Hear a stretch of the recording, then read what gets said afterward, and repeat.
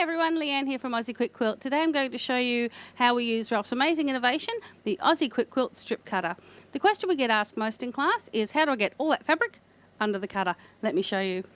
When you buy your fabric from the store, you will have it selvage to selvage. I fold it simply straight in half again, leave about an inch so that I can actually see that it's square. Line it up on the 3 line along the board. So you know your boards, they've got 1, 2, 3 inches all the way up the side. Line it on the 3. Pop that back down. Now, if you want to save that little bit of fabric, you need to straighten it up, give it a little wiggle, and away we go.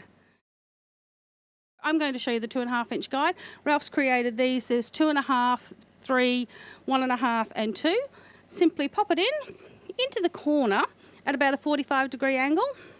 No, you don't have to measure it, just roughly. Pop that in, and now each of the little notches here line up with the cutting guide. Blade, and simply cut through. So 2.5, 5. After a while you won't even need the guides, you'll get quite used to it. And the other thing is, if you actually keep using, you always use 2.5 inch strips, you can just pop a little piece of tape on there to hold it in place. So Emily's used 8.5 inch squares and 5.5 inch squares in her Aussie Moo. I wonder why she called it that. So let me show you how, and she's cross-cut those squares. Let me show you how we do that. Once you've got whatever you need, so a lot of quilters use 2.5 inch squares. I'm going to work on those. So we've cut our 2.5 inch strips. Ta-da! And now I'm going to lay them down. I always start with the selvage end at this end because then obviously you can unfold it. And we quilters like to save fabric. I know Mum likes to save all my little bits. She's made lots of quilts out of those. I lay them down. You can actually get about 4 or 5. And once you get more practiced, you can actually lay them on top of each other, but you can practice that for yourself. Pop these back down. And I'm going to cut 2.5 inch. Okay, I took my little guide out. I'm going to put it back in. Pop it in again and down.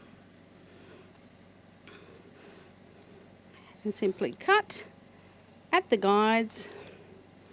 Ralph invented those because he got sick of me swearing at, oh no, sorry, I never swear.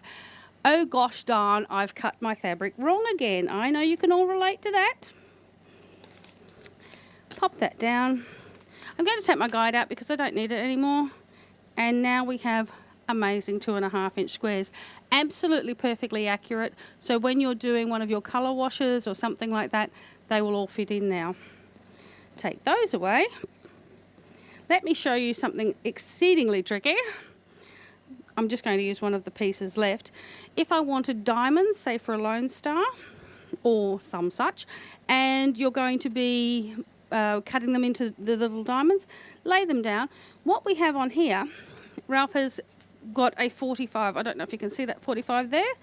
Pop it down so you can see the 45. And simply cut through. And now, beautiful little diamonds. So whatever size you want, you can do with this board. You can cut up to 8.5 inches, you can cut up to 20 inches, and then cut multiples. Have fun with that, and we'll see you in the next video.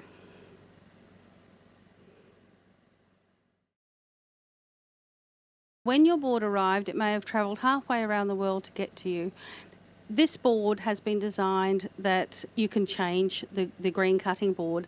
So simply line your cuts up with the lines on the board and tighten these wing nuts. Before you do it, it is a safety thing. Just make sure those nuts are quite tight so that the board itself doesn't slip. When you've cut 300 or 400 quilts, yeah, I know, I do, take that one out, undo those nuts and slide a new board in. Tighten them back up and away you go again.